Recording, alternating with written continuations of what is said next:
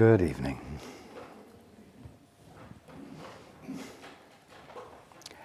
And welcome to everyone who's joining us on the internet.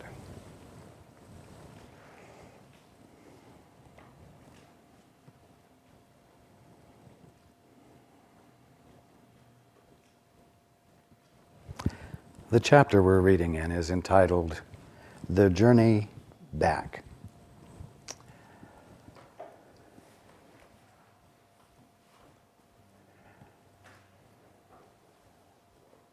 And in a way, we've been discussing who or what it is making the journey back. And for the last 2 weeks, we've discussed the fact that the you think you are, the you have made up, in the absence of your direct connection with your source. In other words, the orphan you have defined yourself as only exists as an imagination, not as a fact. It exists as an imagination in the only mind there is, which, with reference to each of you, is the mind of Christ. It's the mind of Christ because it is God's mind finding expression in you as the movement of creation. So there really isn't something making a journey back. There is the Christ mind, you might say, deciding not to energize or validate the steps it took away from home into a private fantasy, into a land of definitions made about things that are real. Definitions about the kingdom of heaven and the expression of God called you, the Christ.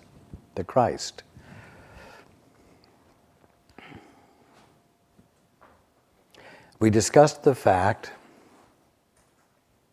that you only imagine that you have a will, a private, separate, independent will of your own.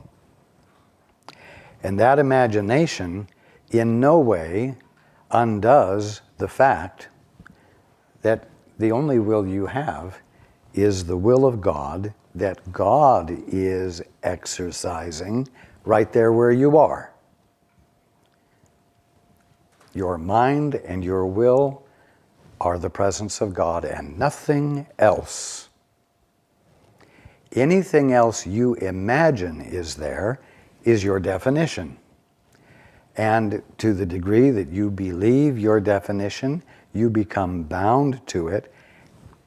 And at the same time, you cannot escape experiencing a sense of isolation because your determination to believe your imagination causes you to become almost totally distracted from what you are, the presence of God, as well as the direct experience of the mind of God, which is your mind.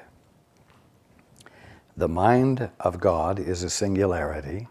The will of God is a singularity. And you are it. It is you.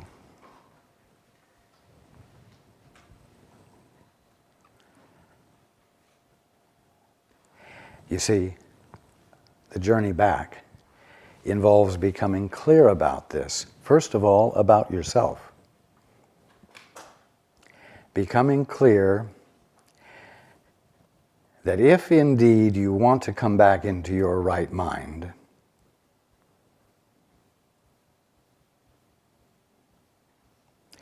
you have to stop practicing or using your mind in a way that is at odds with what it is, what its nature is, what its function is.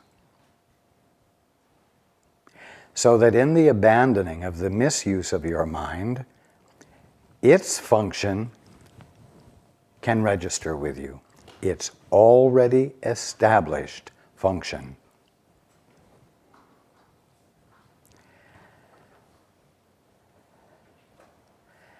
Now, because of the way things work, divinely speaking, your private realization about you isn't all there is to waking up.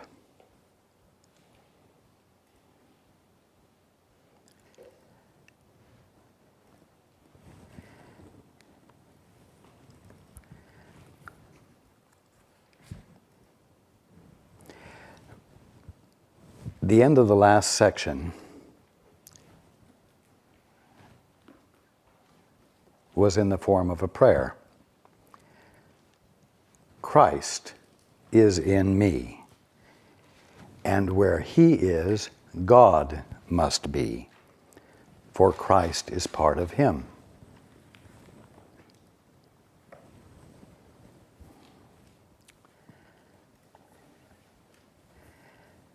This expresses the singularity. Christ is in me.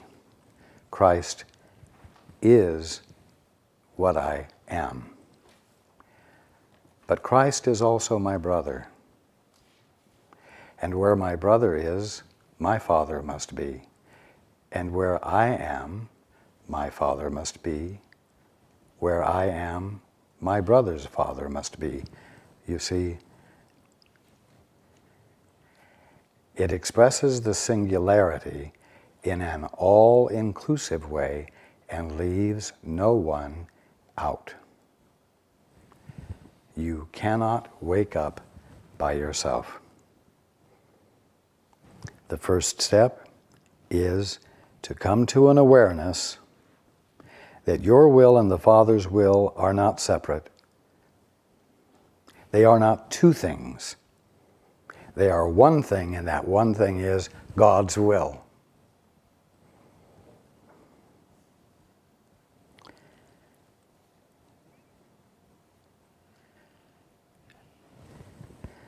What we're going to discuss tonight brings into play the other part of what is essential to waking up.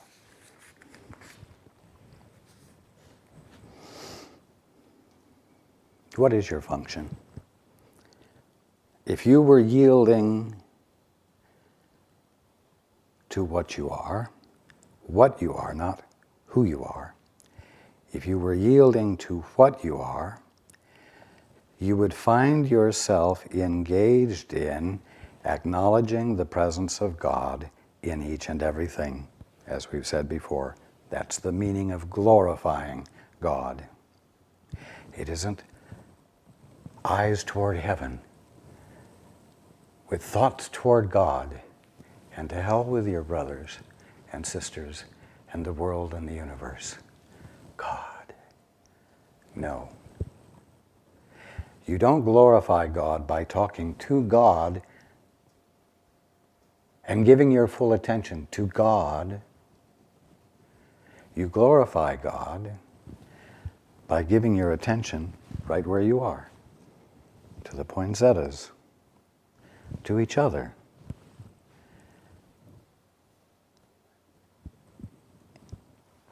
And you abandon whatever your current definitions and are that you've given it, the current meanings that you've applied to them, and you say a prayer inside.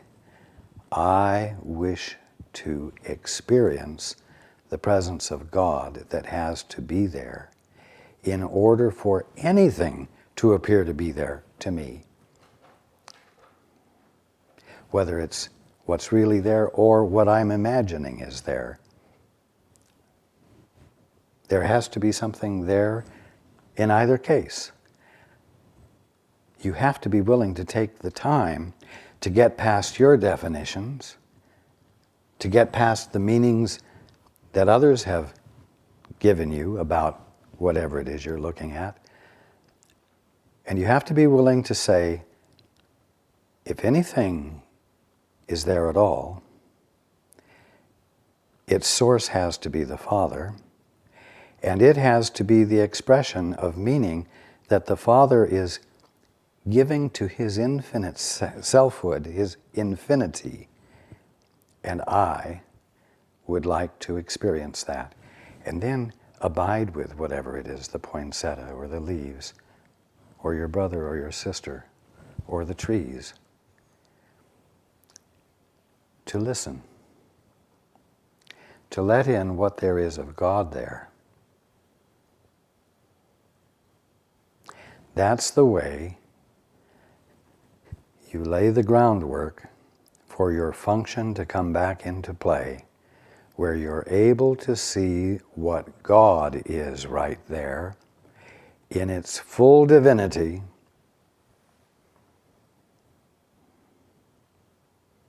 in its reality, in its harmony, in its beauty, in its loveliness, and in its awesomeness.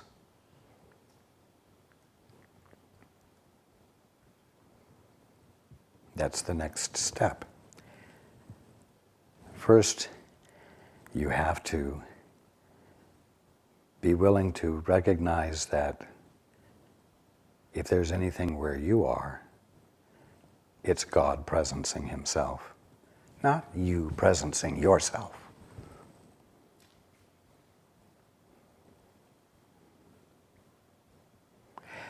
And then you have to let yourself be from the place of excellence in you, where the presence of God is being all there is to you. And then you find your function being brought into play. You know, you've all at one time or another had the experience of, let's say, being in your home or in the car, someplace where you're alone, and you get your head on straight. You meditate, you become clear, you find your peace, and your attitude is even, not suspicious. There is equilibrium, and everything is fine until the phone rings, or you run into somebody and a conversation starts. A relationship occurs. And then it all goes out the window, right? Either your feelings about the person or the way they're behaving grabs your attention, and you slip right back into all of the existing definitions that you have incorporated as a part of your perception of things, and your peace is gone. This is why I called it the meat and potatoes session tonight, because your brother now has to be included in what you have had to recognize about yourself.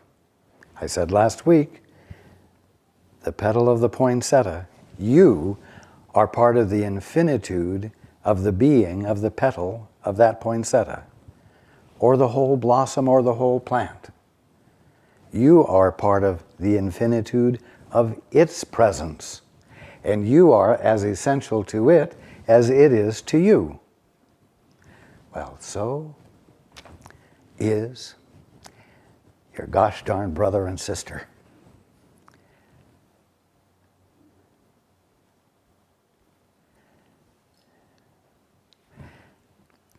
Just to be perfectly clear, you cannot become clear within yourself about your relationship with the Father and let the Father in and flash out, wake up, and leave everybody else behind. That's not the way it works. The moment you make that connection with the Father and you yield to the Father's will, and let the Father's will be yours, something will spontaneously and automatically happen. Something of necessity that is unavoidable will happen. And that is that recognition of what you are will have to spill over to your brothers and sisters. You must give it away, else you won't have it yet. You don't have what you're not willing to give away. You haven't embodied what you are until you embody it. In other words, make it recognizable in the world. Until you are being in a new way with everyone else because you know the truth.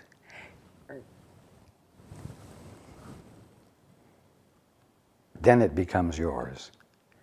But now you're faced with having to look at the bastard or the bitch, whoever it might be, whatever position they may seem to hold. Sons, daughters, parents, sisters, brothers, employers, neighbors.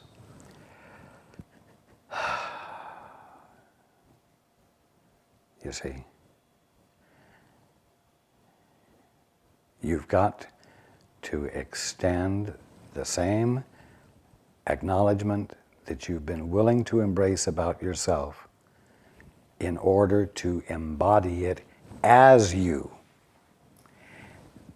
thus claiming it as yours, thus claiming by declaration who you are, what you are.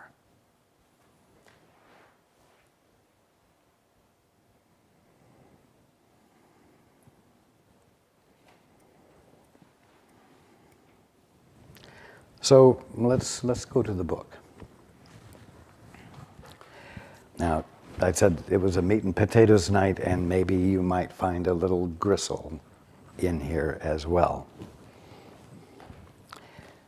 And all the gristle will be is the place in you where you have resistance to extending your acknowledgement of the divine truth about you to another, for whatever justifications you may be holding.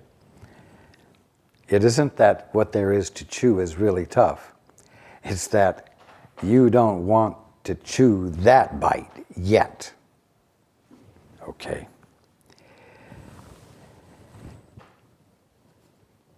I'm going to back up to the previous paragraph for a moment. The Bible emphasizes that all prayers are answered, and this must be true if no effort is wasted.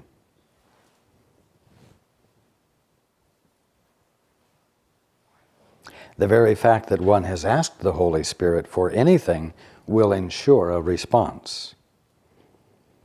And I'm going to drop down. There are many answers which you have already received but have not yet heard. I assure you that they are waiting for you. It is indeed true that no effort is wasted. Now, continuing. If you would know your prayers are answered, never doubt a Son of God. Do not question him, and do not confound him, for your faith in him is your faith in yourself.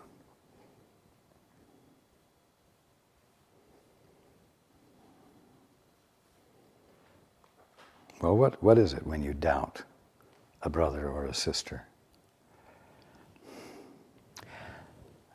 When you say you doubt him, you're saying you doubt his veracity. You doubt the goodness of his character. You are calling his veracity and his character into question. You are calling something about him into question. You are not giving a full honoring of that one. You are engaging in a form of attack.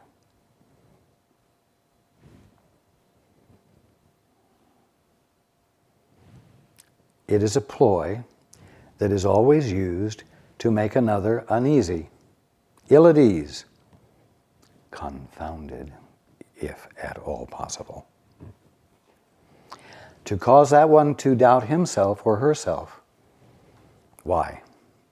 So that you, in your arrogant forcefulness, might be able to take control of the situation away from your brother or sister and be in charge and not be at a disadvantage yourself.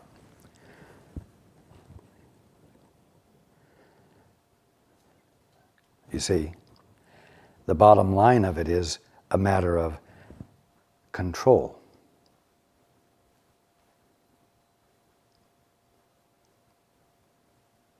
And has nothing to do whatsoever with whether or not the brother is truthful. It has nothing to do with whether his character is good or bad. It has to do with whether or not you can convince that brother to doubt himself so that he will abandon any position of authority or assurance that he's been able to muster up.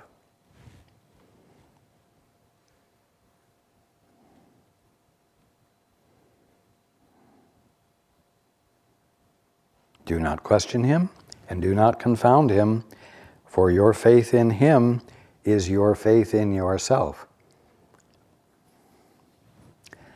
Yeah. Well, if you lack faith in yourself, you'll want to be in control yourself. And so you will assume that your brother is no more trustworthy than you are, except you're not going to let anybody know that you think you're untrustworthy. You're not going to let anybody know that you're willing to do whatever it takes to get your way, even if it's dishonest, deceitful, hateful.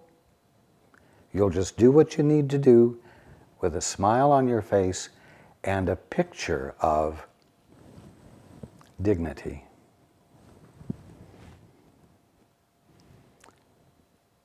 When you lack faith in yourself, you will express lack of faith in your brother. If, continuing, if you would know God and his answer, believe in me, whose faith in you cannot be shaken. Here's an anchor for you. Something needs to be unshakable. And obviously, if you are questioning and confounding your brother, you are not having unshakable faith in him. You're not having any faith in him at all.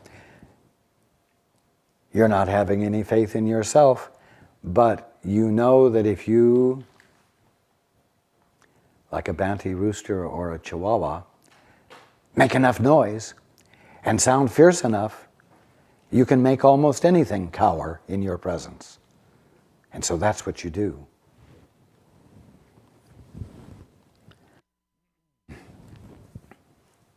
But there's nothing present in that picture of unshakability, of stability, of groundedness in something true.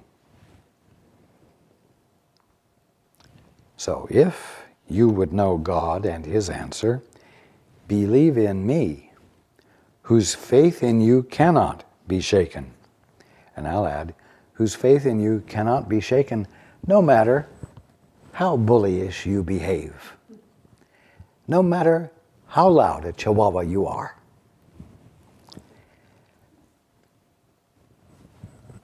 Can you ask of the Holy Spirit, truly, and doubt your brother?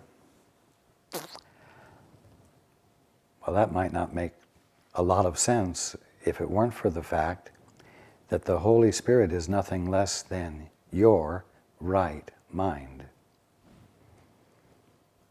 So, can you ask of your right mind truly and doubt your brother? No. Because if you ask of your right mind truly, you will be inspired with the answer that is truth, and that answer will be experiential in you. And in the experience of it, you cannot escape the fact that the answer for you is true of your brother as well. And that will cause your perception of your brother to change.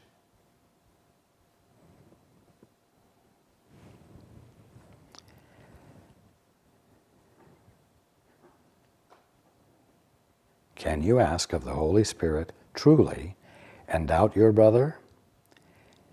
Believe his words, your brother's words, are true because of the truth which is in him.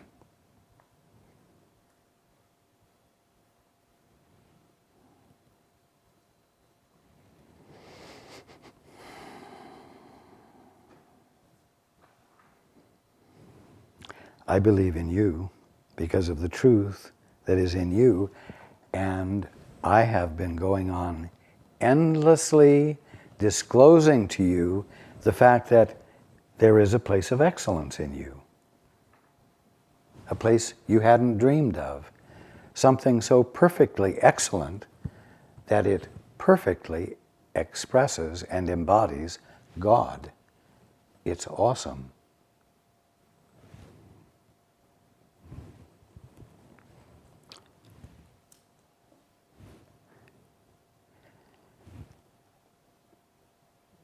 If you know this is the truth about you, and if you've had an experience of it, then you know it's the truth about your brother.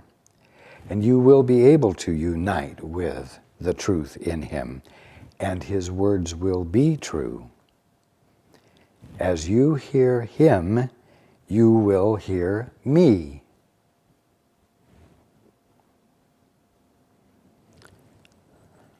Well, most of you, if you sit down with the goal of becoming still so that you might hear me, expect to hear me tell the truth about you, the illuminating, inspiring, uplifting, transformational truth about you.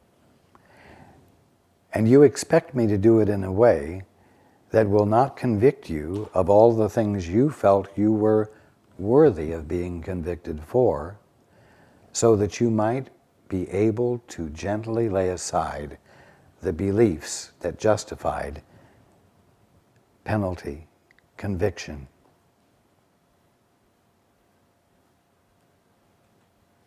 Why? Well, to speak in biblical terms, because you know there is no sin in me. There is no willfulness in me. And when you listen undefendedly for me, you will hear me. But you know what? When it comes to your brother, you know your brother too damned well to believe that he or she might be the presence of love who could report back to you nothing but the truth about you, you see. You know your brother and sister too damned well. You do. And that's the word you give. And so you don't listen in the same way. You don't listen. It doesn't mean there's nothing there that they can say that might not be the very thing that wakes you up.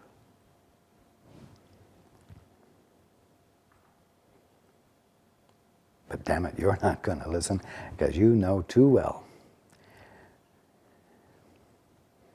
that they're selfish, self-centered, shitty, small-minded, and their interests are the only thing they're interested in confirming, supporting, and rendering successful.